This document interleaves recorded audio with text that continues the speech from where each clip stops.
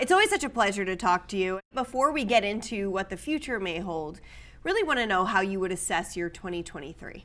How would I assess the 2023? It was busy. I've in 2023 fit 3 fights, a couple of moving up fights, obviously. So they didn't go exactly to plan, but still a busy year. Obviously defending the belt still. So when I do fight the February, there'll be 4 in the 12 months, which is pretty cool. That's what I want to be active.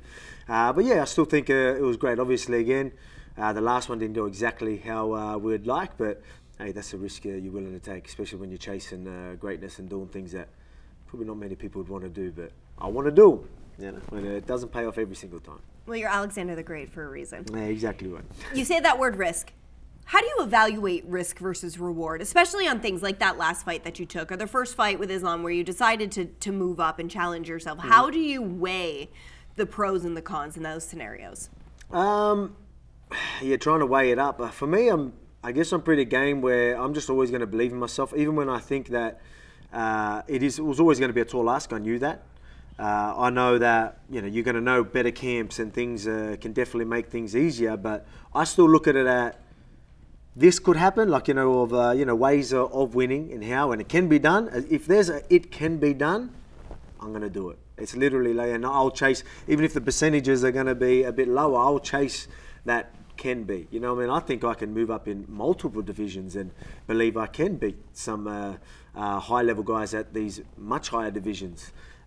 Is it going to be easy? No, but can I do it? Yeah, 100%. I believe in myself and I'll chase it. You know what I mean? That's just how I am. I guess proud of that being who I am, because it's made me the guy I am and the champion I am, and put me. Yeah, obviously they don't all work out. A lot of them did though. You know what I mean? Look at where I am now because of that being the type of guy I am. No, absolutely. How do you decide whether you're going to move up again in the future? Or is this something that you've put on pause? Is it something you're still thinking about and matchups you're still after? Yeah, of course I want to move up. I'm going to be real with it, right? I can't expect to I want another rematch, after what happened. And I knew that going in. That's why when a lot of people were talking to me, leading up to that fight, it's a win-win or no-lose situation. I'm like, well, hey, hang on. I lose. I'm like, this is a rematch that we all wanted to see. I really, really want this rematch back. And now I need to do it on 11 days' notice. If it doesn't go my way, I'm not getting a title shot anytime soon, or if ever. It's definitely not looking good against Islam. I'm sure that's not going to make too much sense now that he's 2-0 against me. So I always knew that was a risk going into that fight. But yeah, man, what can you do? So but right now, I'm not really in a position where I can just be like, oh, it was only 11 days notice, I want another rematch. I'm just going to be real. I know that's not how things are going to work. And I want to be busy anyway, so let's do this featherweight thing. And then maybe later we'll move up. I definitely still want to chase that lightweight division. It just needs to make sense, and the timing needs to work. Because right now, it just doesn't make sense for me to try and go a third time. I mean, if it means I've got to fight someone else in that division, more than happy to. There's so many great fights in that division. It's some big names there, exciting fighters, and obviously it'd be fresh for me in the sense where, I've done a bit of work in featherweight, so I still want to do that, but I want to be busy. And I'll be happy to fight guys in the lightweight division while I'm doing that. I love the smile on your face when you kind of talk about some of those lightweight fights. I can see the wheels turning there. But you said a word that we have heard from you, especially after the Islam fight, that I thought was really interesting, and we'll get into later. But in terms of activity and being able to stay active and busy, how much also does that play into your decision making throughout the year when accepting bouts? Oh, it does. It goes into the decision a lot. I know I always talk about being in my prime. A lot of people are like, how long is this prime going to last? So I ask myself that question. So, again, I'm always honest with myself. I'm always honest. I'm still feeling great, but how long do I feel great for? So that comes into play and comes a part of my decisions a lot. And that being with the rematch, what if that rematch never happens? What if he moves up and I don't get that rematch? This is promised to me now in that situation, that decision. I'm going to have to go for it. Could I be in a much better position mentally and physically going into that fight? Yeah, 100%. But again, all these questions, these are all things that I'm aware of, and going into a decision, I take into consideration. How are you so honest with yourself? Because a lot of times athletes have to almost convince themselves to be a certain way because of what you're doing. You're fighting another person in there. But it seems like you're always very candid within your own self-talk about where you are and how things may or may not go. How have you come like that? I don't know how. I think it's just how I've always been. I guess I'm a realist. Even when I have these conversations with my managers and that, like about what's next, and even though I'm very confident going into them, there's always a chance of losing, right? So there's always like, all right, like, whether you're negotiating or whatever it is, I always make sure there's a safe net. You know what I mean? Like, I always think of it, all right, we can do this, like negotiations. If we lose, let's make sure, these prices are, for me as a contender is banked, if we're, you know what I'm saying, when we're talking about renegotiations and things like that. So I've always just looked at things that way. Because you're going to get a lot of people that refuse to be like, oh no, don't say that. It's like, oh no, well, it's not like I'm preparing to lose, but I'm going to have a safe net. We're going to make sure we cover all areas. Don't worry, I'm going to go out there and do my thing. Like, through all these decisions, that's just how it is. So that's something that I've always done with all my decisions, including the last one with Islam. Obviously, we knew it was a tall ask. But obviously financially, we knew it would be okay. It would work in our favour, and not just that. It was promised to me, and yeah, again, that during that whole situation, I knew that if things don't go my way, the lightweight title isn't somewhere in the near future, or another rematch with Islam. So I guess I don't know. It's just I can't really tell you where exactly it came from. I'm just sort of more elaborating on how my thought process, which we already chatted about, but where it came from, I don't know. It's just been a part of my process the whole time. It seems to serve you really well. Oh yeah, definitely. Well, that's when I say it's always been how I am. That's the same in the gym. So that's why you see me so well prepared. So I got guys like Craig Jones, or you name it, like some guys. I'm not expecting Ilia to be able to do what Craig Jones does, but I'm going to be in there. I'm going to prepare for the worst. I'm going to put myself through the paces, and I'm just going to cover. I was going to say cover my. I won't go there, but I'll cover everything. And that's just how I am and how I've always been.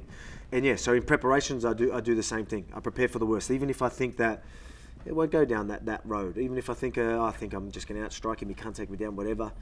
I'm still going to do the grappling. I'm still going to put myself in dangerous positions. I'm going to put myself in deep submissions.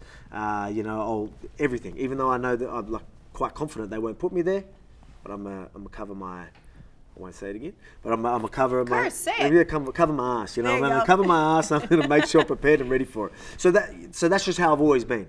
That's how I prepare in fights. That's how even negotiations, the whole thought process. That's just how it is. I try and be calculated, right? Like, I think anyone that's successful in anything is very calculated.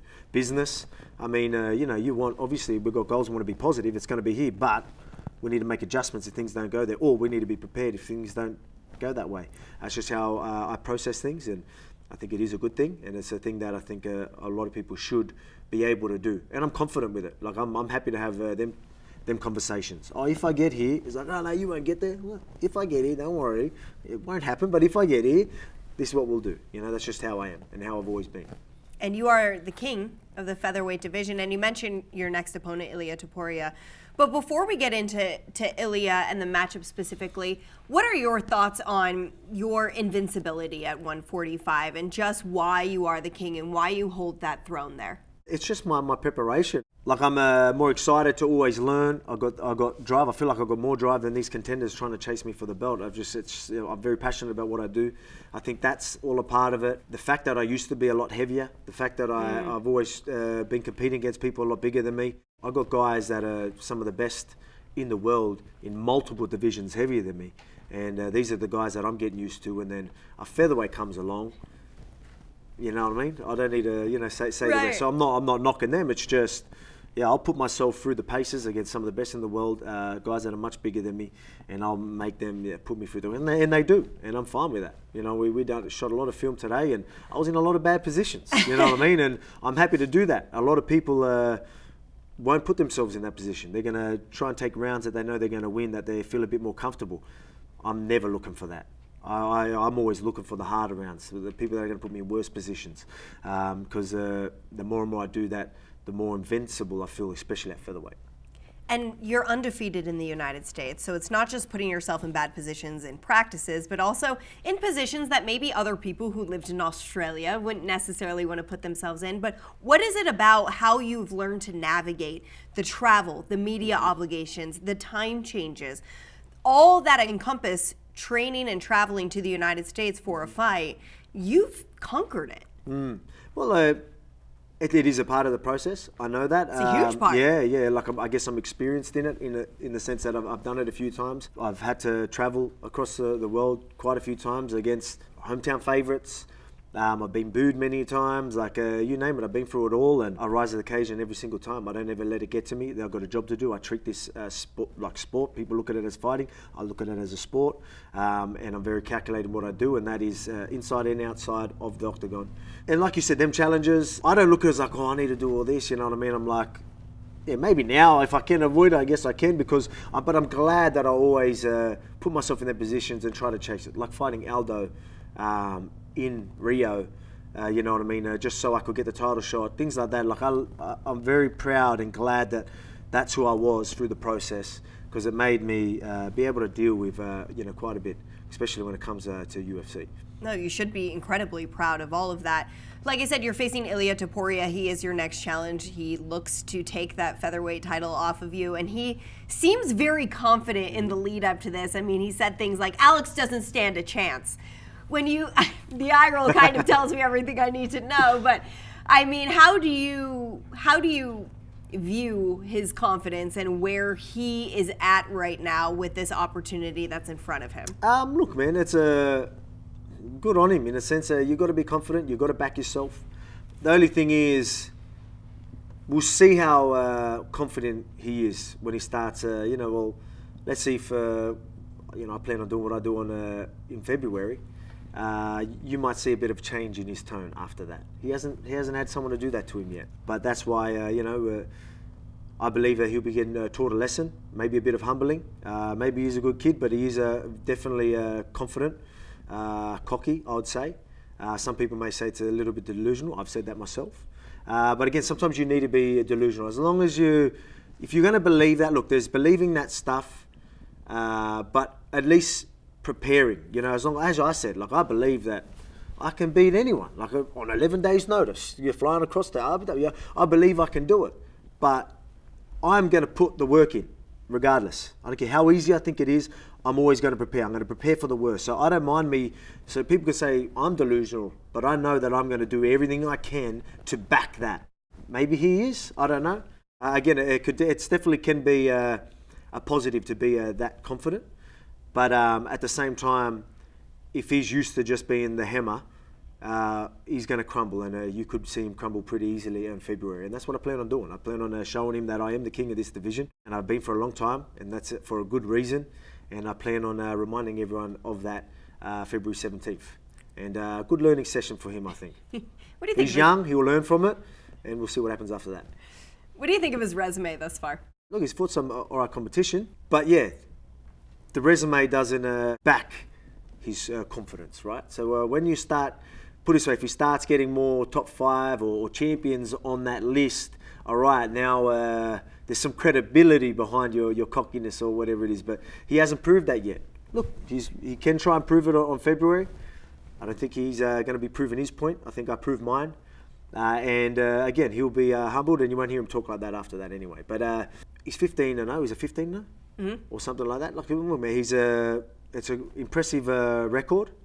He just hasn't faced some of the guys. I don't really care about people being undefeated. I look at the people that they've faced. When he starts, if he's able to start adding big names to that list, all right, good on him. But that ain't happening in February. Well, as you so passionately were kind of describing to me before, is like you're still going to put in the work no matter how easy you think any challenge is. So when you do look at Ilia and you say, okay, this is who I'm facing next, UFC 298, these are the challenges I must prepare for. What are those challenges? I'm expecting him to be as good as he thinks he is. Yeah? And he thinks he's a man. So I'm gonna prepare as if he is that good. I'm going to give him the benefit of doubt in all aspects of the game. I don't think he's at that level, but I'm preparing for that level. That's why when I say, like, I ain't going to be surprised February, because I'm preparing for someone that I believe is a lot better than Ilia, and I've always done that. So that's why you don't ever see me panic. You don't ever see me freak out or anything like that. You always see me composed, because I'm always prepared for the worst. I'm prepared for the best version of himself. You know, I'm prepared for something that I have not seen. I'm prepared for something that I know he hasn't seen. You know what I mean? And so if he's going in there and literally being delusional in the sense that he thinks he can just do the same thing that he always does and get another, add another win to that record, he's going to be in for a rude shock. So like I said, February, I don't care how that fight turns out, I ain't going to be surprised by anything. Put it that way. The belt will still be going home with you. Belt's coming home with me, for sure, and listen, my family. Yes, all those beautiful girls you now have to share it with, your 3 daughters. Obviously, Volk, we can't wait to see you fight again. But before I wrap up this conversation, I had messaged you this privately. We had talked about it. I just would be remiss not to ask you about it. We often look at our athletes and entertainers, you know, in this world as superheroes. And after your last fight with Islam, you talked about, hey, I need to be active. It's better for my mental health. I can't just sit. Not only did you share that message with the world, but you also touched the hearts of a lot of other fighters who face similar demons. What was it about where you were in that time that compelled you to share it with the world? I mean, it's everything. There's a lot that goes into it. You know, the thing is, look, I had mixed emotions about people seeing me like that. Obviously, not many times people are going to have a camera in front of you while you're at your most vulnerable, but I'm glad people see me like that, because it did raise some questions for fighters. So many people reached out. You'd be surprised. I'm proud of that. Like, I'm perfectly fine with it. You know, if people, I don't care what people think about that, because I believe it's been nothing but a positive. And everyone, I don't care who these people are, people that will never ever talk about it, everyone gets uneasy. There's always going to be, you know what I mean? Some of us make silly decisions while we're in that position.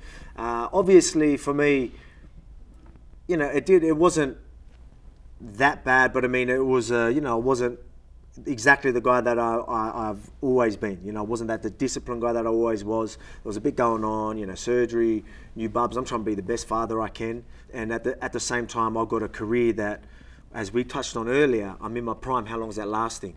So then that's when, you know, I never used to have these pressures of, I need to work, because look, I know, and again, I'm lucky enough. I'm in a financial position where, you know, I'm lucky to be in the position I am. I'm even lucky enough to understand what makes me tick. I understand that, you know, after my career, I'm going to have to change my energy to something else. But, and I understand that. A lot of people don't really know what makes them tick, and don't really get that as much as I do. So I deal with, you know, things really well, you know, but I did get pretty vulnerable there. People seen it, and I'm fine with that. There's the time now where you're like, all right, now other things are coming into play.